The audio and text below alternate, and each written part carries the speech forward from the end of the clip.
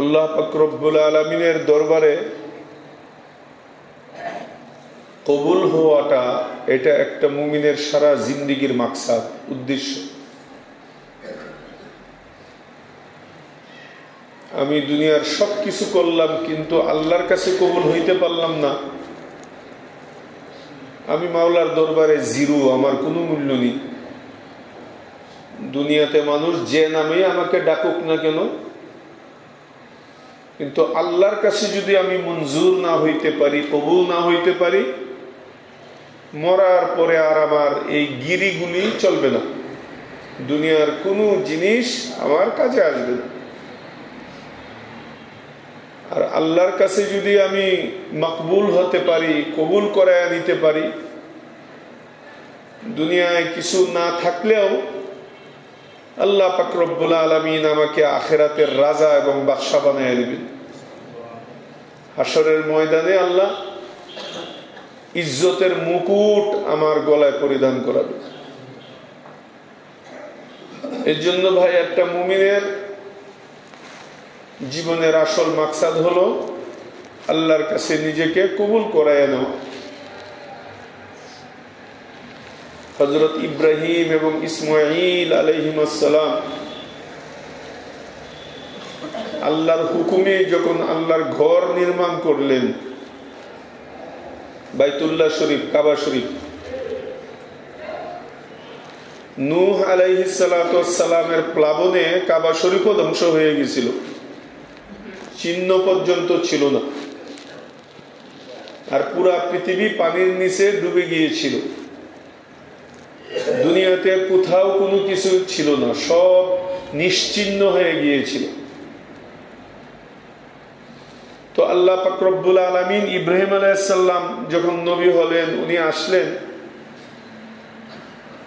আল্লাহ তাআলা চিহ্ন দেখাইয়া দিলেন যে অমুক জায়গায় এমন এমন আকার আকৃতি, চতুর্দিকে এমন পাহাড় থাকবে, মাঝখানে যাবা, ওইখানে অমুক স্থানটা, এটা হলো আমার পৃথিবীর সর্বপ্রথম ঘর বাইতুল্লাহ।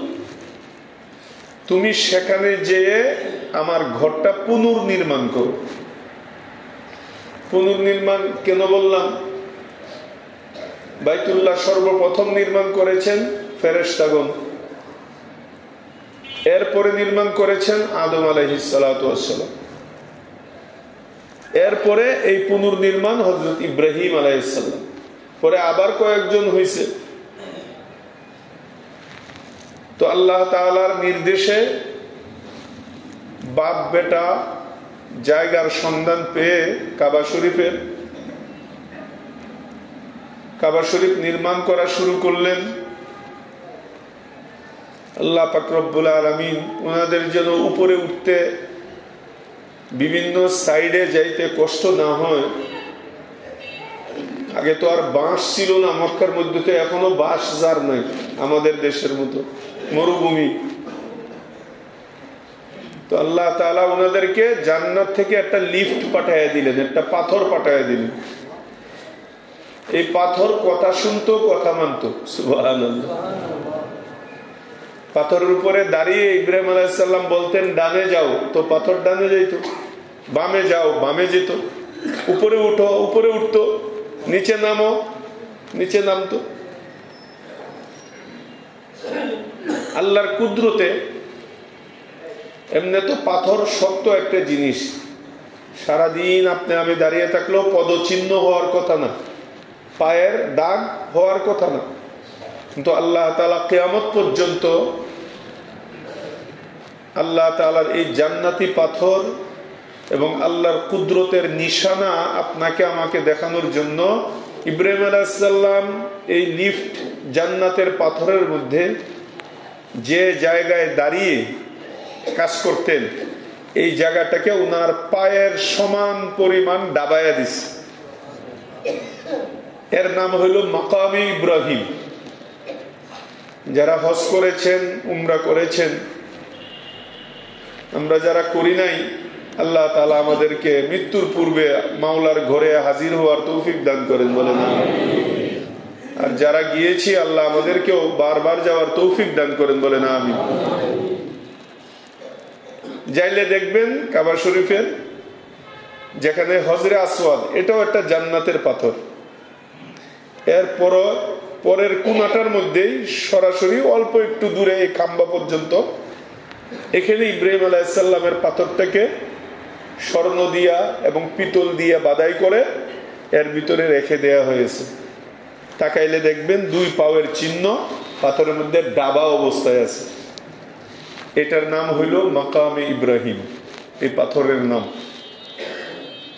এবং আল্লাহ তাআলা আয়াত নাজিল করে দিয়েছেন, ও দুনিয়ার মানুষ, নর নারী, পৃথিবী থেকে যারাই তোমরা হজ করতে আসবা, ততক্ষণ পর্যন্ত পরিপূর্ণভাবে তোমার হজ সম্পন্ন হবে না যতক্ষণ পর্যন্ত আমার ইব্রাহিমের এই লিফট মাকামে ইব্রাহিমের পিছনে দাঁড়ায়া 2 রাকাত নামাজ যতক্ষণ আদায় না করবে। এই জন্য আয়াত নাজিল করেছেন, ওয়াত্তাখিযু মিন মাকামি ইব্রাহিম মুসাল্লা, তোমরা মাকামে ইব্রাহিমকে সামনে রেখে নামাজ পড়ো সকলে। এই জন্য তোয়াফ করে এখানে 2 রাকাত নামাজ পড়া, এটা নিয়ম, মাকামে ইব্রাহিমকে সামনে নিয়ে। তো বলতেছিলাম, বাপ হইল রাজমিস্ত্রি ইব্রাহিম আলাইহিস সালাম, আর ছেলে ইসমাইল আলাইহিস সালাম হলেন যুগালী। উনি ওইখানে রাজমিস্ত্রি গিরি করেন, আর ছেলে ইসমাইল আলাইহিস সালাম ইট পাথর বালি টালি যা লাগে এগুলো আগায় আগায় এনে দেন, যুগালী শ্রমিক। দেখেন আল্লাহর নির্দেশে আল্লাহর ঘর, খলিলুল্লাহ যে আল্লাহর দুস্থ ইব্রাহিম আলাইহিস সালাম, আরেকজন জবিহুল্লাহ, আল্লাহ তাআলার কত প্রিয় বান্দা, যার পায়ের আঘাতে জমজম পানির জান্নাতের ঝর্ণা আল্লাহ দুনিয়াতে জারি করে দিয়েছে। ইসমাইল আলাইহিস সালাম ছোটকালের পায়ের আঘাতে, অনেক লম্বা কিচ্ছা। এত বড় 2 জন মকবুল নবী, যে নবীর বংশে ইসমাইল আলাইহিস সালামের, যে নবীর বংশে আমাদের আখিরি নবী বিশ্ব নবী জন্মগ্রহণ করেছে। আমাদের নবী বনি ইসমাইল। আর ইহুদিদের যত নবী আছে, আমাদের নবী ছাড়া যত লক্ষ লক্ষ নবী, সব হইল বনি ইসরাইল। হযরত ইসহাক আলাইহিস সালাতু ওয়াস সালামের 2 জন ছেলে ছিল। এইখান থেকে আল্লাহ পাক রব্বুল আলামিন ইব্রাহিম আলাইহিস সালামের এক ছেলে ইসমাইল আলাইহিস সালাম, আর এক ছেলে ইসহাক আলাইহিস সালাম। তো ইসহাক আলাইহিস সালামের বংশ থেকে আল্লাহ পাক রব্বুল আলামিন লক্ষ লক্ষ নবী রাসূল দুনিয়াতে পাঠাইছে। ইসহাক আলাইহিস সালামের সন্তান, উনার নাম ইয়াকুব আলাইহিস সালাম। আর ইয়াকুব আলাইহিস সালামের আরেকটা নাম ছিল ইসরাইল। সেখান থেকে বনু ইসরাইল।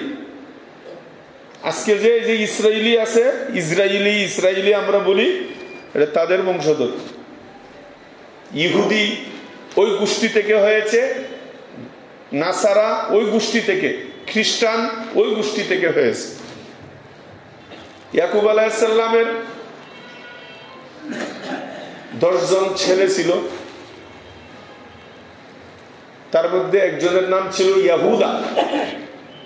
এই ইয়াহুদা থেকে ইহুদি। যাক, ওইটা আর একটা আলোচনা। আরেকজন ছেলে শুধু ইসমাইল আলাইহিস সালাম, উনার বংশ থেকে কোনো নবী আসেনি, অথচ উনার ভাই ইসহাক আলাইহিস সালামের বংশ থেকে লক্ষ লক্ষ নবী রাসূল। আর ইসমাইল আলাইহিস সালামের বংশ থেকে কোনো নবী আসেনি। আল্লাহ তাআলা লাস্টে উনার বংশ থেকে এমন একজন নবী দেওয়া দিলেন, যে নবীর সমস্ত নবীর সর্দার বানায় দিলেন। ইমামুল আম্বিয়া হয়ে গেলেন, সর্দারে দু জাহা হয়ে গেলেন, সরওয়ারে কায়নাত হয়ে গেলেন। তো আমি বুঝাইতে চাচ্ছি, এমন মকবুল বাপ বেটা ইব্রাহিম এবং ইসমাইল আলাইহিস সালাম, আল্লাহর হুকুমেই আল্লাহর ঘর, আল্লাহর জায়গায় জান্নাতের পাথরের মধ্যে উঠিয়া নির্মাণ করেছেন। যখন নির্মাণ শেষ হয়েছে, বাইতুল্লাহ শরীফের নির্মাণ, তখন চিন্তা করেন, ইব্রাহিম আলাইহিস সালাম ছেলেকে বলেন, এই ইসমাইল আসো, চলো আল্লাহর কাছে দোয়া করি। কি দোয়া? এই দোয়াটাও আল্লাহ কোরআন শরীফে নাজিল করে আমাদেরকে ঘটনাটা জানিয়ে দিয়েছেন যে দেখো, ইব্রাহিম এবং ইসমাইলের মতো মানুষ, এত বড় মকবুল একজন আমার খলিলুল্লাহ, আমি আল্লাহর দুস্ত খলিলুল্লাহ, আর এক নবী আমার জবিহুল্লাহ, আল্লাহর রাস্তায় নিজের গর্দান জবা করে দিয়েছে, এরপরেও আমার হুকুমে ঘর নির্মাণ করেছে। করার পরে দেখো তারা দুইজন এসে কি দোয়া করতেছে, রব্বানা তাকাব্বাল মিন্না ইন্নাকা আনতাস সামিউল আলিম। রব্বানা তাকাব্বাল। তাকাব্বাল কাকে বলে? তাকাব্বালের তাহকিক হলো যে আল্লাহ, আমি যে কাজটা করেছি এই কাজটা তোমার সামনে পেশ করার মতো না, তোমার সামনে তুলে ধরার মতো না, উপযুক্ত না। তুমি মেহেরবানি করে আমার ত্রুটিগুলোকে মাফ করে দিয়া তুমি আমার কাজটাকে তুমি কবুল করে নাও। অথচ ইব্রাহিম এবং ইসমাইল আলাইহিস সালাম কাজ করছে আল্লাহর হুকুমে, ওনাদের কোনো ত্রুটি তো নাই। এরপরে কেমন দুইজন, একজন খলিলুল্লাহ আর একজন জবিহুল্লাহ। এরপরে আল্লাহর কাছে কি দোয়া করছেন? রব্বানা তাকাব্বাল, আল্লাহ কবুল করেন। আল্লাহ এই দুয়ার কারণে ঘরকে এমন কবুল করেছেন কিয়ামত পর্যন্ত। হযরত ইব্রাহিম আলাইহিস সালামকে তখন আল্লাহ বললেন যে তুমি যাও জাবালে আবি কুবাইস, যারা হজে গেছেন দেখছেন পূর্ব পাশে বাদশার বাড়ি, যেখানে উঁচা পাহাড়, এই পাহাড়ের নাম হলো জাবালে আবি কুবাইস। এই পাহাড়ের মধ্যে আল্লাহ তাআলা আর একটা নিদর্শন, কাফেররা যখন নবীজিকে এসে বলেছিলেন তুমি যদি সত্য নবী হয়ে থাকো, তোমার জাদু, তোমার খেলা তো জমিনে চলে, আসমানে তো তোমার খেলা চলবে না। তুমি সত্য নবী যদি হয়ে থাকো তাহলে আসমানে যে চাঁদ আছে, চাঁদটাকে তুমি দুই টুকরা করে নিচে ফালায়া দেখাও, তাহলে আমরা ঈমান আনবো। নবীজি বলেন সত্যি আপনারা ঈমান আনবেন? আবু জাহাল, উতবা সাহেব বলে হ্যাঁ কথা দিলাম। আর তারা হাসে, একজন আরেকজনকে গুতা দেয়, মুহাম্মদ আস্তা পাগল হয়ে গেছে, ওর জাদুগিরি না জমিনে চলছে, কত কিছু দেখাইছে, পাথর কথা বলছে, গাছে সালাম দিছে, এই জাদু মাদু আমাদেরকে দেখাইছে, চলে। তো আসমানে তো তার জাদু চলবে না। এবার মুহাম্মদ ধরা খাবে। নবীজি আবার চুক্তি কইরা তাদের কাছ থেকে পরিষ্কার করে নিলেন, আপনারা কি সত্যিই বলছেন আপনারা কালিমা পড়বেন? একটা মানুষ কালিমা পড়বে, শুধু এই ওয়াদার কারণে নবীজি এক পাহলুয়ানের সাথে কুস্তি ধরতেও, কুস্তি খেলা খেলতেও নবী রাজি হয়ে গেছেন। একটা পাহলুয়ান, সে বলে আমাকে তো দুনিয়ার কেউ হারাইতে পারে না, তুমি যদি আমাকে কুস্তি খেলায় হারাইতে পারো তাহলে আমি ঈমান আনবো। নবীজি বলেন সত্য বলতেছেন? দিনের নবী, বিশ্ব নবী। আচ্ছা আমরা যে ছোট মানুষ, এখানে যদি কেউ কই হুজুর খতিব সাহেব আমার সাথে যদি কুস্তি ধরেন তাহলে আপনার এই কথা মানবো, একই 1 কোটি টাকা দিলেও আমি রোডে দাঁড়ায় কুস্তি খেলবো, আপনি খেলবেন? কিন্তু আল্লাহর রাসূল এমন পাগল ছিলেন মানুষের ঈমানের জন্য, নিজের সর্বস্ব বিলীন করে দিতেন। উনি কুস্তি খেলার জন্য রাজি হয়ে গেছেন। ওই পাগলের জানতো না এই নবী আল্লাহ তাআলা উনার গায়ে জান্নাতের 40 জন বীর পুরুষের শক্তি আল্লাহ দান করছে, এটা সে জানতো না। ও মনে করছে আমি যে মোটা, যে বড়, সবাইরে ধৈরেই ফিক্কা মাইরা ফালাইয়া দেই, মুহাম্মদ জীবনে আমার সাথে পারবো না, আর আমার কালিমাও পড়তে হবে না। নবীজিকে তার চোখেই লাগে নাই। বাস নবীজি রাজি হয়ে গেলেন, শুরু হয়ে গেল কুস্তি খেলা। আল্লাহ রাসূল প্রথমে ধৈরে তারা ফিক্কা মাইরা ফালাইয়া দিয়েছে। এটা তো আর উনার শক্তি না, এই শক্তি যে দেনেওয়ালা উনি দিয়েছে। তো আল্লাহ রাসূল সাল্লাল্লাহু আলাইহি ওয়াসাল্লামের এই বেকুলতা দেখে আল্লাহ সূরা কাহাফের একটি আয়াত নাযিল করে দিয়েছেন। ও নবী, আপনাকে তো দেখা যাইতেছে লাআল্লাকা বাখিউন নাফসাকা আলা আসারিহিম ইল্লাম ইউমিনু বিহাযাল হাদিসি আসাফা। আপনাকে তো দেখা যাচ্ছে মানুষ যদি কালিমা না পড়ে, আপনি যেমনি খানা ছাইড়ে দিছেন, গোসল ছাইড়ে দিছেন, ঘুম ছাইড়ে দিছেন, মানুষের দরে দরে ঘরে ঘরে সেই সকাল থেকে সন্ধ্যা পর্যন্ত রাত দিন 24 ঘন্টা কাফেররা আপনার মাথার মধ্যে পাথর নিক্ষেপ করে ফিসকি মেরে রক্ত বের করছে, আবার তার পায়ে ধরতেছেন। ও নবী, আপনাকে তো দেখা যাচ্ছে লাআল্লাকা বাখিউন নাফসাকা আই হালিকুন নাফসাকা আলা আসারিহিম, তাদের পিছনে ঘুরঘুর করে কালিমার দাওয়াত দিতে দিতে আপনি দেখা যাচ্ছে আপনার সবকিছু ছাইড়া দিয়া আপনি নিজেকে হালাক করে দিচ্ছেন, ধ্বংস করে দিতেছেন। এমনি তো আপনি মারাই যাবেন কয়েকদিন পরে। একটা লোক না খায়া 3 মাস 4 মাস চলে যাইতো, নবীর ঘরে চুলায় আগুন জ্বলতো না। কিসের কারণে? মানুষের ঘরে ঘরে দাওয়াত, হাতে পায়ে ধুইরা তাদেরকে কালিমামুখী করার কারণে। তো হযরত ইসমাঈল আলাইহিস সালাতু ওয়াস সালামের বংশে এমন এক নবী, যে নবী বাইতুল মুকাদ্দাসে সমস্ত নবীদের ইমামতি করছে। সুবহানাল্লাহ। এজন্য শেখ সাদি রহমাতুল্লাহ আলাইহি বলেন, আখির আমুদ বুয়াদ ফখরুল আউয়ালিন, শেষে আসছে কিন্তু সবার নেতা হয়ে গেছে, সবার সর্দার। সভাপতি তো সবার শেষেই ভাষণ দেয়, কথা বলে না। মাহফিলের সভাপতির ভাষণের পরে আর কোনো বক্তব্য চলে না। একটা হাদিসের মধ্যে আসছে যে একটা ঘর বানাইছে, শুধু পুরা ঘর কমপ্লিট, শুধু একটা ইটের ফাঁকা জায়গা বাকি। আল্লাহ রাসূল উদাহরণ দিয়েছেন হাদিসের মধ্যে, এই ইটটা ঢুকাইলেই ঘর পরিপূর্ণ। সাহাবারা জিজ্ঞেস করলেন, ইয়া রাসূলুল্লাহ, এই ইটটার তথ্য কি, রহস্য কি? নবীজি বলেন, এই ইটটাই হইলাম আমি, আখিরে নবী, বিশ্ব নবী মুহাম্মদুর রাসূলুল্লাহ সাল্লাল্লাহু আলাইহি ওয়াসাল্লাম। আমার দ্বারা আল্লাহ তাআলা নবুয়তের ঘরটাকে কি করেছেন? পরিপূর্ণ করেছেন, পূর্ণাঙ্গ রূপ দান করেছেন। তো আখিরি নবীকে আল্লাহ ইসমাঈল আলাইহিস সালামের বংশে পাঠাইছেন। তাহলে ইসমাঈল আলাইহিস সালাম কত মাকবুল মানুষ। তো ইব্রাহিম এবং ইসমাঈল আলাইহিস সালাম ঘর নির্মাণ করে দোয়া করতেছেন। আল্লাহ আয়াত নাযিল করেছেন, ওয়া ইয ইয়ারফাউ ইব্রাহিমুল কওয়াইদা মিনাল বাইতি ওয়া ইসমাঈল রব্বানা তাকাব্বাল মিন্না ইন্নাকা আনতাস সামিউল আলিম।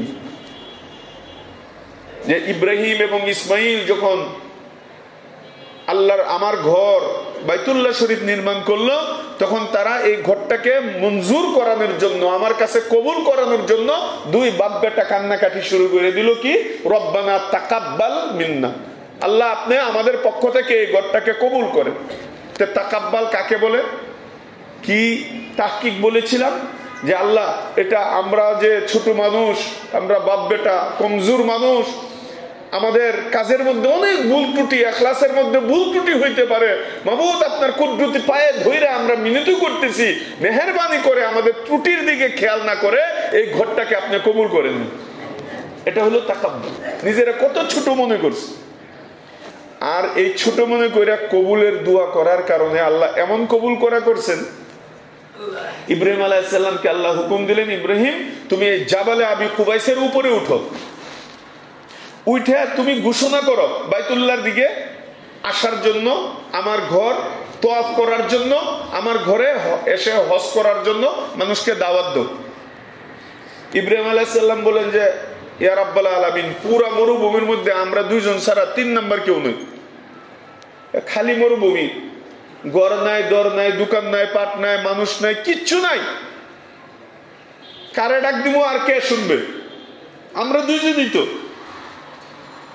তখন আল্লাহ পাক রব্বুল আলামিন বললেন যে তোমাকে ডাক দেওয়ার জিম্মাদারি দিছি, তুমি ডাক দাও, তুমি বাতাসের মধ্যে দাওয়াত চালু করে দাও, বাতাসের মধ্যে তুমি দাওয়াত দাও। এই বাতাসের মাধ্যমে আমি রব্বুল আলামিন কিয়ামত পর্যন্ত এই ডাকে যারা লাব্বাইক বলবে, তোমার আওয়াজ শুনে ওই রূহের জগতের মধ্যে যত রূহ বলবে লাব্বাইক, এই লাব্বাইক বলনেওয়ালাদেরকে মরার আগে একবার হইলেও আমার ঘর দেখায়া পরে তাদেরকে কবরে দিবে। এই জন্য আপনারা যারা হজে যান, উমরায় যান, এটা এমনি যান না, এটা আপনি যান না, আপনি যাইতে পারেন না, আপনার আমার কোনো ক্ষমতা নাই। তো যারা আমরা হজে যাই, উমরায় যাই, এটা আমরা যাই না, এটা আগে মঞ্জুর হয়ে রয়েছে। ওই যে ইব্রাহিম আলাইহিস সালাম ডাক দিয়েছিলেন জাবালে আবি কুবাইসে উঠে, আপনার রূহ আমার রূহ সেখান থেকে বলেছিলাম লাব্বাইক আল্লাহুম্মা লাব্বাইক লাব্বাইক লা শারীকা লাকা লাব্বাইক ইন্নাল হামদা ওয়ান নি'মাতা লাকা ওয়াল মুলক লা শারীকা লাক। ওই লাব্বাইক যারা বলেছিল আলমে আরওয়াহের মধ্যে থেকে আমাদের রূহ জগতে কিয়ামত পর্যন্ত যে সমস্ত রূহরা একবারও লাব্বাইক বলেছে তারা একবার হলেও আল্লাহর ঘরের মধ্যে উপস্থিত হবে, আল্লাহ তাকে করবে। আর যে দুইবার বলেছে আবার যাবে, এই জন্য তো বারবার যায়। যে বারবার বলেছে ও বারবার যাবে, অনেকে বছরে বছরে যায়, মাসে মাসে উমরা করে, অনেক আছে। আল্লাহর ঘর পাগল, এটা সে যাইতে পারে না, এটা তার লাব্বাইকে তাকে সেখানে নিচ্ছে। তো ইব্রাহিম আলাইহিস সালামের এই একটা ছোট্ট দোয়া কি স্পিরিট, আর কিভাবে আল্লাহ কবুল করেছেন। ইব্রাহিম আলাইহিস সালাম কি বলেছেন? আল্লাহ কবুল করে নাও। কারণ কোন একটা বস্তু যদি কবুল হয়ে যায় আর আপনার টেনশন নাই, এই জিম্মাদারি আল্লাহর দরবারে চলে যায়। এখন যা করার কে করবে? যা বুঝার কে বুঝবে? এই জন্য আমরা সব যত কাজ আছে সবগুলো আল্লাহর দরবারে সিলিন্ডার করে আল্লাহকে বুঝাইয়া দিয়ে বলতে হবে, আল্লাহ আমার এই কাজটা তুমি কবুল করে নাও। কারণ কবুল যদি একবার হয়ে যায় আপনার টেনশন নেই। ফেরেশতার দ্বারা আল্লাহ এই কাজকে পাহারা দেওয়াবেন, এটাকে হেফাজত করার জন্য আপনার দরকার নাই, আল্লাহ ফেরেশতার মাধ্যমে হেফাজত করাবেন। কিন্তু আমাদের কাজ হলো কবুল করানো। কোন একটা জিন্দেগির কোন একটি আমল যদি কবুল করাইতে পারি তাহলে এই আমলের উসিলায় আল্লাহ বাকি আমলগুলোকে কবুল করেন। গুড় বানায় যে আপনাদের অভিজ্ঞতা আছে, মিষ্টি গুড় রস জাল দিতে দিতে কিভাবে গুড় বানায় জানেন? এর সিস্টেম হলো যখন ঘন হইতে থাকে আরো ঘন হইতে থাকে আরো ঘন হইতে থাকে, এরপরে একটা লাঠি নেয় অথবা একটা বস্তু নিয়ে এরকম ঘুরাইতে থাকে। এই শিরাটা ঘুরাইতে প্রথমে কোন এক জায়গায় যদি একটা দানা বাঁধে, কয়টা দানা? প্রথমে একটা দানা বাঁধে। এই এক দানার দেখা দেখি মুহূর্তের মধ্যে পুরা শিরাটা এর পিছনে পিছনে পুরাটা দানা বাইজা চাক্কা হয়ে যাবে একটা দানার উসিলায়। এটা গুড় বানানোর প্রসেসিং। আপনার আমার পুরা জিন্দেগির আমলগুলোকে কবুল করানোর প্রসেসিং হলো কোন একটা আমলকে আগে কবুল করায় নেওয়া, কোন একটা আমলের দানা আল্লাহর কাছে কবুল করায় নেওয়া। এখন কোন আমলটা কবুল হবে এটা তো আপনিও জানেন না, আমিও জানি না। এই জন্য আমরা অনেক সময় মনে করি খালি বড় বড় আমল করি, হজ করি, নামাজ করি, ছোট ছোট আমল ছাইরা দিই। আপনার তো জানা নাই যে বড় আমল গুরু আল্লাহ পছন্দ করেন নাই, ছোট্ট একটা আমল পছন্দ করে বলাইছেন। এইটার উসিলায় পরে বড় আমলগুলোকে আল্লাহ কবুল করবেন। হাকিম আখতার সাহেব রহমতুল্লাহ আলাইকে একজনে জিজ্ঞাসা করছেন, লোকটা জানে প্রতি বছর হুজুর হজে যান। হাকিম আখতার সাহেব প্রতি বছর, এমন আল্লাহ ওয়ালা অনেক আছেন ওরা 10 বছর অগ্রিম টিকিট রেডি হয়ে থাকে। হুজুর আগামী বছর আমার সাথে যাবেন, হুজুর আমি আপনার হজে নিতে চাই। ভাই আমার তো খালি নাই। হুজুর তাহলে আমার চতুর্থ বছর আমার বুকিং, হয়তো হলো 5ম বছর, এমনি 10 বছর 15 বছর পর্যন্ত বুকিং। সুবহানাল্লাহ। তো উনারা তো আল্লাহর খাস বান্দা। তো হাকিম আখতার সাহেব রহমতুল্লাহি আলাইহি প্রতি বছর হজে যান, কিছুদিন পরে পরে উমরা যান। তো এক মুরিদ খুব উৎসাহ উদ্দীপনা নিয়ে ওনাকে জিজ্ঞাসা করছেন যে হযরত আপনি জীবনে কয়বার হজ করছেন? ওনাকে জিজ্ঞাসা না, আপনি কয়বার হজ করছেন, কতটা হজ করেছেন? তো হাকিম আখতার সাহেব রহমতুল্লাহ আলাইহি বলতেছেন, ভাই मैंने तो पूरा जिंदगी में हज एक मर्तबा किया। भाई আমি তো জীবনে একবারই হজ করছি। হজ তো একবারই ফরজ হয় মানুষের, কথা বলে না কেন? अलबत्ता उसको कबूल कराने के लिए हर साल मैं बैतुल्लाह में हाजिरा देता हूँ। কিন্তু ওই হজটাকে আমার একটা যে হজ করছি ওই হজটাকে কবুল করানোর জন্য প্রতি বছর কিছুদিন পরে পরে আল্লাহর ঘরে যায় দোয়া কইরা আল্লাহর কাছে বলে আসি যেন আল্লাহ ওই হজটারে কবুল করে। কথাটা বুঝেন নাই? হজ তো আমি কয়টাই করছি? একটাই করছি, কিন্তু এটাই যেন আল্লাহ কবুল করেন এই জন্য আমি বারবার আল্লাহর কাছে যায়া আমি বলে আসি। যে আল্লাহ আমার হজটাকে আপনি কবুল করেন। এই জন্য ভাই কবুল হইল সবচেয়ে বড় হাতিয়ার।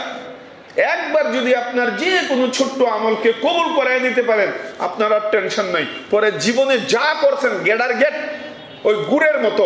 একবার যদি কোনো এক কোনার মধ্যে তাওয়া বলে না, এই তাওয়ার কোনো এক কোণে একটা দানা বাঁধাইতে পারেন, গুড়ের দানা, মুহূর্তের মধ্যে পুরা রসগুলো দানা বেঁধে যাবে, গুড় হয়ে যাবে। এটা গুড়ের প্রসেসিং, গুড়ের নিয়ম।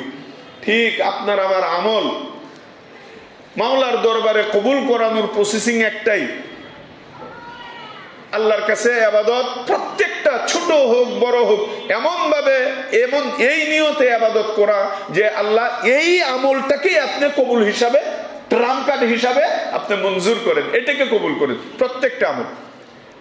এই জন্য শুধু মোটা মোটা বড় আমল করব, হাজার হাজার এমন ঘটনা আছে সারা পৃথিবীতে এসে সারা জিন্দেগি আল্লাহ তাআলার দ্বীনের জন্য ব্যয় করে দিয়েছে, সারা পৃথিবীতে খেদমত করেছে, কোরআনের হাদিসের কত কিছু, কিন্তু এই বড় বড় আমলগুলো আল্লাহ কবুল করে দেন। সারা জিন্দেগির আমল ডিলিট করে দিয়েছে আল্লাহ। কিন্তু একটা মাসিকে পানি খাওয়াইছিল, এটাকে কবুল করে পরে আবার সারা জিন্দেগির আমল কবুল করে ফেলেছে। সারা জিন্দেগি বেশ্যাগিরি করছে, কুকুরের বাচ্চাকে পানি খাওয়ানোর কারণে বেশ্যাগিরি মাফ কইরা এই আমলটা কবুল করার কারণে তার জান্নাত দিয়ে দিছে আল্লাহ তাআলা। তাহলে আমি আরো একবার বলেছিলাম, আমার শেখ বলেন নেকি ছোট হইলেও ছাড়তে নেই, এটা মুখস্থ করার দরকার। নেকি ছোট হলেও ছাড়তে নেই, আর গুনাহ ছোট হলেও করতে নেই, গুনাহ ছোট হলেও করতে নেই। কারণ আপনি কি বুদ্ধিমান যারা, মেসের কাঠি ছোট্ট একটা, মাথার মধ্যে খালি একটু কালির মতো অল্প থাকে, আপনি যদি মেসের কাঠি যে অল্প আগুনই তো সমস্যা নাই, এটা ঘরের মধ্যে ফিক্কা দিই, এটাতে কি হবে? দুনিয়ার কেউ এটা করবে? সে জানে যে এখন না ছোট, কিন্তু ফেলানোর পরে এটা বড় হইতে হইতে পুরা দেশ জ্বালায় দিতে পারবে, এটার এমন ক্ষমতা আছে, বরবাদ করে দিবে একটা ফ্যামিলি। আগুন তো জ্বালায় মেসের কাঠি দিয়ে, ভাই আগুন তো আর বোম দিয়া জ্বালায় না, মেসের কাঠি দিয়েই শুরু হয়। এই জন্য গুনাহ এটা মেসের কাঠির বারুদের মতো, এই অল্প বারুতেই পুরা জ্বালায় দিবে সব।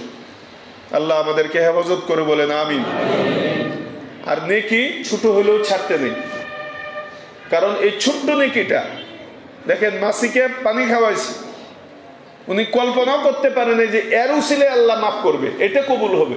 উনি তো হাজার হাজার নেকি করছে, লক্ষ লক্ষ পৃষ্ঠা কোরআনের তাফসীর লিখেছে, হাদিস লিখেছে, লক্ষ লক্ষ আলেম উলামা উনার হাতে বয়াত হয়েছে, মুরিদ হয়েছে। উনার তো কত বড় বস্তা ভরা পাহাড়ের মতো নেকির পুঁজি ছিল, উনি তো ওই আশায় ভরসায় বসেছিল যে আল্লাহ আমারে ওইগুলোর উসিলে মাফ করে দিবি। কিন্তু আল্লাহ বলে সব ডিলিট করছি, কোনোটাই আমি কবুল করিনি, কিন্তু কবুল করেছি এই মাসিওয়ালা আমলটা। এই জন্য ছোট্ট থেকে ছোট আমলও ছাড়তে নাই। এর জন্য উলামায়ে কেরামের কাছ থেকে জিজ্ঞাসা করে করে ছোট ছোট যে সুন্নত গুলো আছে, নবীর তরিকা গুলো আছে, খাবারের মধ্যে কয়টা সুন্নত, ঘুমানোর মধ্যে কি সুন্নত, পায়খানা করতে কি সুন্নত, পেশাব করতে কি সুন্নত, বাথরুম থেকে বের হওয়ার সময় কি সুন্নত, দোকানদারির মধ্যে কি সুন্নত, চাকরি করার মধ্যে কি সুন্নত, ব্যবসা বাণিজ্যের মধ্যে কি কি সুন্নত, বিবাহ শাদীর মধ্যে কি কি সুন্নত, ঘরে ঢোকার সময় আপনি কোন কোন সুন্নত রাসূল সাল্লাল্লাহু আলাইহি সাল্লাম পালন করেছেন, ঘর থেকে বের হওয়ার সময় আপনি নবীর উম্মত হিসেবে কি সুন্নত পালন করে বের হবেন, এইগুলো একটা একটা করে টুকটাক টুকটাক ছোট্ট ছোট্ট এইগুলো জেনে যখন আমল করা শুরু করব, আল্লাহ এত পছন্দ করবে এই ছোট্ট ছোট্ট আমলগুলোর মধ্যে কোনো একটা আমল যদি আল্লাহ কবুল করেন, পুরা জিন্দেগীর সমস্ত আমল কবুল হয়ে যাবে। এই জন্য আমল ছোট হলেও ছাড়তে নেই। এই জন্য মুআজ্জাজ হাজিরিন, গজওয়ায়ে খাইবরের মধ্যে, গজওয়ায়ে খাইবর 7ম হিজরিতে বিশাল বড় দুর্গ, খাইবরের দুর্গ,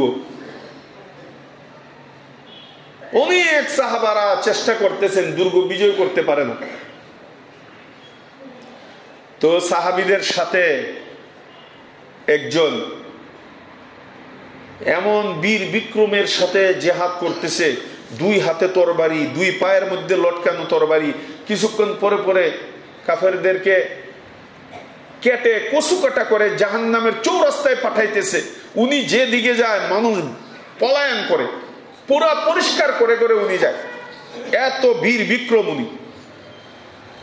এই হতাশার মধ্যে উনার এই বীর বিক্রমতা দেখে সাহাবায়ে কেরামের কলিজার মধ্যে পানি আসছে যে উনি তো একাই যথেষ্ট।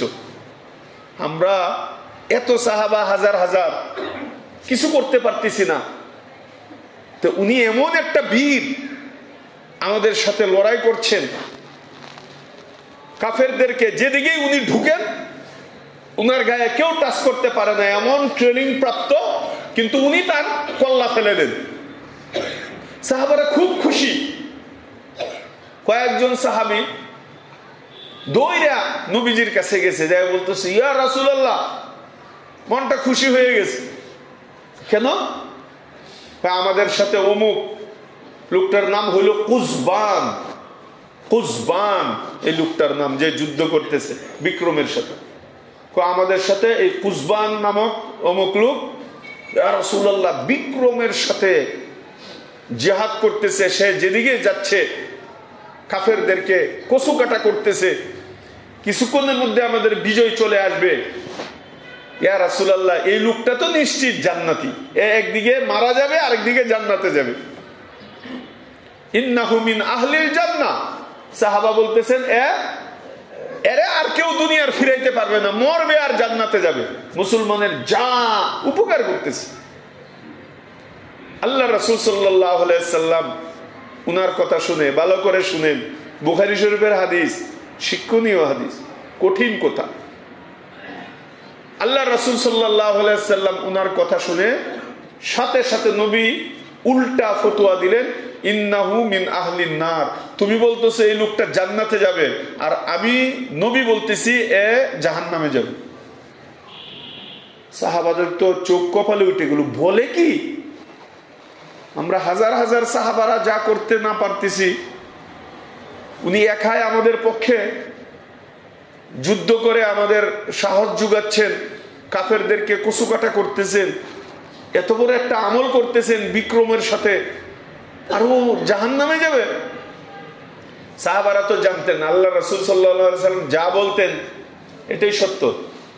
উল্টা কোনো প্রশ্ন করতেন না যে ইয়া রাসূলুল্লাহ, আমার তো বুঝে আসতেছে না উনি কেমনে জাহান্নামে যাবে, উনি তো আমাদের সাথে এত বড় একটা যুদ্ধের মতো আমল করতেছে। এই প্রশ্ন করার মতো সাহসও নাই, আর দরকারও পড়তো না। তারা একই করতেন যে নবী যা বলছেন এটাই হবে। কিন্তু এখন সাহাবাদের প্রশ্ন হলো, আল্লাহ রাসূল যা বলেছেন সে জাহান্নামে যাবে, এটা তো সত্য, যাবেই, কারণ নবী বলেছেন, কিন্তু কেন যাবে এটা আমাদের দেখার দরকার আছে। বুখারী শরীফের হাদিস। এই জন্য এখন উনি যুদ্ধ করতেছে আর সাহাবারা কলা গাছের চিপায়, ঘরের চিপায় চুপি চুপি দেখতেছে যে উনি করেটা কি। দেখেছে না, উনি তো ঠিকই জিহাদ করতেছে। তো নবী বললেন যে ও জাহান্নামে যাবে, কারণটা কি? হঠাৎ করে দেখে এই কুজবান নামক লোকের পিছন দিয়ে একজনে আইসা ওনার হাতের মধ্যে কূপ মেরে ধরছে, হাতে কূপ দিছে তলোয়ার দিয়ে। আঘাত করার পর সে এটার ব্যথা সহ্য না করতে পেরে তার হাতে যে দাঁড়ানো তলোয়ারটা ছিল, এই কুজবান তলোয়ারের গুড়া আসার যাকে বলা হয় আমাদের এলাকায়, এই গুড়াটা মাটির মধ্যে গেড়ে তলোয়ারের চুক্কাটা এটা উপরের দিকে এরকম ভাবে খাড়া করাইছে, করাইয়া তার বুকটা এই তলোয়ারের মাথার সাথে লাগাইয়া এমন ভাবে ঢেকির মতো একটা জাতা দিছে, এই দিক থেকে নিয়ে ওই দিকে তলোয়ার বের হয়ে গেছে, সাথে সাথে সে মারা গেছে। বলেন তো এটাকে কি বলে? আত্মহত্যা। আত্মহত্যাকারীর ঠিকানা কোথায়? সবাই বলেন ঠিকানা কোথায়? যত বড়ই ইবাদত করুক, আত্মহত্যা যদি কেউ করে, এই আত্মহত্যাকারীর ঠিকানা সরাসরি জাহান্নাম। তখন সাহাবাদের চোখ ফুটছে, আল্লাহু আকবার, আল্লাহ রাসূল যা বলেছেন 100% সত্য বলেছেন। দৌড়ে আসছে নবীজির কাছে, ইয়া রাসূলুল্লাহ কাদ সাদাকতা, আপনি সত্য কথা বলেছেন ইয়া রাসূলুল্লাহ, ও জাহান্নামে যাবে। তো তোমরা কি করে বুঝলা? কয় রাসূলুল্লাহ চোখে দেখে আসলাম সে আত্মহত্যা করেছে। সহ্য না করতে পেরে বুকের মধ্যে ছুরিটা লাগায়া এমন ভাবে চাপ দিছে, পিঠ দিয়ে তার এটা বের হয়ে গেছে, মারা গেছে। তখন আল্লাহ রাসূল বললেন সবাইকে জমা করো, সাহাবাদেরকে ডাক দাও। ডাক দিছে। সবাই যখন এরকম ভাবে সমবেত হলেন তখন নবীজি দাঁড়ায়া এই হাদিসটা শুনে এলেন। বুখারীর হাদিস। কি হাদিস? ভালো করে মনে রাখেন, এইটা আজকের শিক্ষা, আজকের জুমার শিক্ষা হলো এই হাদিস, এই কথা অনেক দামি কথা। আল্লাহ রাসূল খুতবা দিতেছেন, সবাইকে নসিহত করতেছেন, ভাষণ দিতেছেন। কি শুনো, ইন্নার রাজুলা লা ইয়ামালু আমালা আহলিল জান্নাতি ফীমা ইয়াবদু লিন-নাস ওয়া ইন্নাহু মিন আহলিন নার। হাজার হাজার লক্ষ লক্ষ কোটি কোটি মানুষ এমন আছে মুসলমান যাদেরকে আপাত দৃষ্টিতে তোমার আমার চোখে দেখা যায় সে জান্নাতির কাজ করতেছে, জান্নাতের দিকে চলে যাচ্ছে, তাহাজ্জুদ পড়ে, আওয়াবিন পড়ে, ইরশাদ পড়ে, কোরআন তেলাওয়াত করে, এই করে সেই করে, নেকির কাজগুলো গাট্টি ভরা করে, অথচ ইন্নাহু মিন আহলিন নার, তার জন্য আল্লাহ লিখে রাখছে সে একদিকে মারা যাবে আর একদিকে জাহান্নামে যাবে। নাউজুবিল্লাহ। আরো জোরে বলেন নাউজুবিল্লাহ। আল্লাহ আমাকে আপনাদেরকে সকলকে আল্লাহ তাআলা হেফাজত করে বলেন আমিন। এই জন্য কেউ কোনো গর্ব করার কারণ নাই। আপনি 1 কোটি টাকা দান করে দিয়েছেন, আপনার গর্বের কোনো কারণ নেই। দাতাও জাহান্নামে যাবে। আল্লাহ হাসরের মাঠে ডাক দিবেন, তুমি কি করছো? আমি কোটি কোটি দান করছি। তখন আল্লাহ তাআলা বলবেন তুমি তো আমার জন্য দান করো নাই, জান্নাত পাওয়ার জন্য দান করে নাই। মানুষ তোমাকে দাতা বলবে, দানবীর বলবে, শিল্পপতি বলবে, পোস্টারে নাম উঠাবে, তুমি অমুক পদ পাইবা, সভাপতি হবা, সেক্রেটারি হবা, তুমি ক্যাশিয়ার হবা, তুমি এই নিয়তে তুমি দান করেছো। তোমার ভিতর তো আমি দেখেছি। আল্লাহু আলিমুম বিযাতিস সুদূর। দিলের খবর কে জানে? সবাই বলেন আল্লাহ জানে কি জানে না? তো আল্লাহ বলেন আমার কাছে তো এক্সরে মেশিন আছে। তোমার ওই দানের সময় কি নিয়ত ছিল? পদমর্যাদা অর্জন করা তোমার নিয়ত ছিল। তুমি তো এটা দুনিয়াতে পাইছোই, তুমি সভাপতি হইছিলা, তুমি চাইছো হইছো, সেক্রেটারি চাইছো হইছো, তুমি অমুক পদ চাইছো হইছো। সুতরাং আমার কাছে আর কিছুই নাই। এই একে ধরো, জাহান্নামের শিকল দিয়া বেঁধে উল্টা ভাবে টেনে হেসে তাকে জাহান্নামে নিক্ষেপ করো।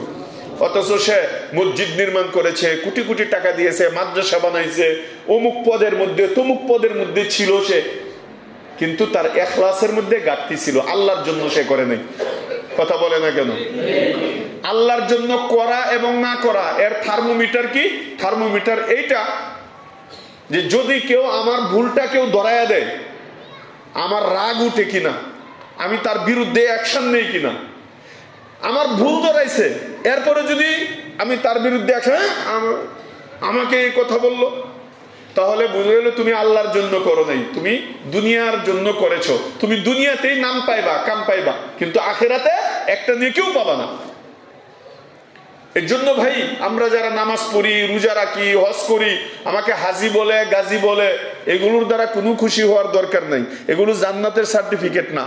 বুখারীর হাদিস। এরপরে আল্লাহ রাসূল বলতেছেন ওয়া ইন্নার রাজুলা লা ইয়ামালু আমালা আহলিন নারি ফীমা ইয়াবদু লিন-নাস ওয়া ইন্নাহু মিন আহলিল জান্নাহ। এটা আরো কঠিন এই হাদিসটা। অনেক মানুষ এমন আছে দেখতে দেখা যায় জাহান্নামে যাইতে আছে, জাহান্নামের দিকে অগ্রসর হইতেছে। নামাজ রোজা তেমন ঠিকঠাক করে না, ইসলামের অনুশাসনে তেমন ঠিকঠাক মতো চলে না, কিন্তু তোমার কোনো অধিকার নাই তাকে ঘৃণা করার। কারণ তুমি জানো না তার শেষ নিঃশ্বাসটা কেমনে বের হয়। তুমি শত বছরে ইবাদত করেছো, কিন্তু শেষে তুমি কালিমা পড়তে পারো নাই, তোমার জীবন শেষ, তোমার ঠিকানা জাহান্নাম। আর এই লোকটা কিছুই করে নাই, আল্লাহ তাআলা তার কোনো কাজে সন্তুষ্ট হইয়া মরার আগে তাকে কালিমা পড়ার তৌফিক দান করে দিয়েছে, সে কিন্তু জান্নাতি। সুবহানাল্লাহ বলে না? এই জন্য ভাই কখনো কোন সুদকুর হোক, ঘুষখোর হোক, বেনামাজি হোক, হ্যাঁ কাজটাকে ঘৃণা করা, কিন্তু ব্যক্তিকে কি না করা, ঘৃণা না করা। ব্যক্তিকে ঘৃণা না, ব্যক্তিকে বানাইছে কে? আল্লাহ পাক রব্বুল আলামিন। কর্মটাকে ঘৃণা করা, কিন্তু ব্যক্তিকে কখনো ঘৃণা না করা। এই দুইটা হাদিস খুব আমাদের সবক। আমরা দুনিয়ার কোনো কাজ করে যেন গর্ব না করি, অহংকার না করি যে আমি অমুক, আমি তমুক, আমি এই করে ফেলেছি, সেই করে আপনি কি করবেন? আপনার রেজাল্ট জানেন? আপনি কেউ জানে না। আপনি যে করতেছেন, আল্লাহ যদি কবুল না করে, আপনি রেজাল্ট জানেন? কবুল না করলে তো সব আপনার অসার, ব্যর্থ। কথা বলেন না কেন? আর অপরিচিত একটা লোক, কেউ চিনেও না, কিন্তু আল্লাহ তারা কবুল করে রাখছে। এত হাসরের দিন বাহাদুর হয়ে যাবে। হাসরের দিন আল্লাহ বাদশার মুকুট তার মাথায় পরাবে, বাদশাহীর মালা তার গলায় আল্লাহ পরাবে। সমস্ত রাজা বাদশা ফকিরের মতো নিচে বসা থাকবে, আল্লাহ তাকে স্টেজে উঠাবে। তখন তার বাহাদুরি দেখতে পাইবা।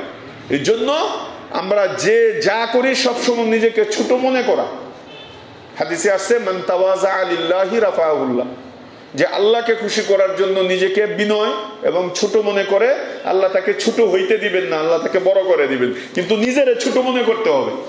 মানে আমি যদি আমার পাওয়ার দেখাই, আমি যদি আমার হেডাম দেখাই, শক্তি দেখাই, তাহলে তো আমি অহংকার করলাম, তাকাব্বুরি করলাম। গত জুমায় এই অহংকার তাকাব্বুরির আলোচনা করেছি।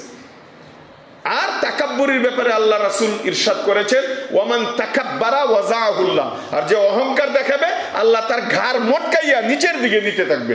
ওকে আর ইজ্জত দিবে না, সম্মান দিবে না, মানুষের দিল থেকে তার মহব্বত বের করে দিবে, সবাই তাকে ঘৃণা করবে। কথা বলে না কেন? অহংকারকারীকে কেউ কি করে না? ভালোবাসে না। আর বিনয়ীকে সবাই ভালোবাসে। সবাই কয় না, ইস আমাদের এলাকার মধ্যে একটা লোক একেবারে পানির মতো, মাটির মতো সরল সোজা, বলে কি বলে না? সবাই তার প্রশংসা করে। আর আপনি 1000 কোটি টাকার মালিক, কিন্তু আপনি মিজাজ গরম, মানুষকে অহংকারী দেখান, আপনি গর্ব করেন, তাহলে সবাই আপনার বদনাম করে। দূর উজা, অমুকের খালি টাকাই হয়েছে, মানুষ হইল না সে। কথা বলে কি বলে না? ওর টাকা হয়েছে কিন্তু সে মানুষ হইল না। এই জন্য ভাই, টাকা পয়সা ক্ষমতা এগুলোর দ্বারা ইজ্জত সম্মান এগুলো কামানো যায় না। নিজেকে বিনয়, নিজেকে ছোট, এগুলোর দ্বারা। আর এগুলো আসে আল্লাহর কাছে দোয়া করতে হবে বেশি বেশি, যে আল্লাহ তুমি আমার এই আমলটাকে কবুল করো। নামাজ পড়ে দোয়া করতে হবে, দান করে দোয়া করতে হবে, মা বাবার খেদমত করে দোয়া করতে হবে। আমি যে জুমা পড়তে আসছি, আল্লাহ তৌফিক দিছেন। ঢাকা ঘুরান্ডে দেখেন, আমাদের এখানে কত কোটি কোটি মানুষ, ঢাকার মধ্যে গিয়ে দেখেন লক্ষ লক্ষ মানুষ বেনামাজি, জুমার নামাজও পড়তেছে না। তা আল্লাহ তুমি যে আমার জুমা পড়া তৌফিক দিছো, এই জন্য আল্লাহর কাছে দোয়া করতে হবে, শুকরিয়া আদায় করতে হবে, কবুলের দোয়া করতে হবে। আর আল্লাহ ওয়াদা করছেন যে তুমি একটা কাজ করবা, আমার যে কোনো আমল করে নিয়ামত পেয়ে শুকরিয়া আদায় করবা, আমি তোমার নিয়ামত আরো বাড়াইতে থাকবো, আরো বাড়াইতে থাকবো। লাইন শাকারতুম লাযীদান্নাকুম, শুকরিয়া আদায় করবা, নিয়ামত বাড়াবো। আল্লাহ তাআলা আমাদেরকে আল্লাহর বেশি বেশি শুকরিয়া আদায় করার তৌফিক দান করেন। আল্লাহ যেন আমাদের এই ছোট ছোট আমলগুলোকে আখিরাতের জন্য কবুল করে পুঁজি হিসাবে, উসিলা হিসাবে আল্লাহ মঞ্জুর করেন। বলেন আমিন। ওয়া আখিরু দাওয়ানা আলহামদুলিল্লাহি রাব্বিল আলামিন।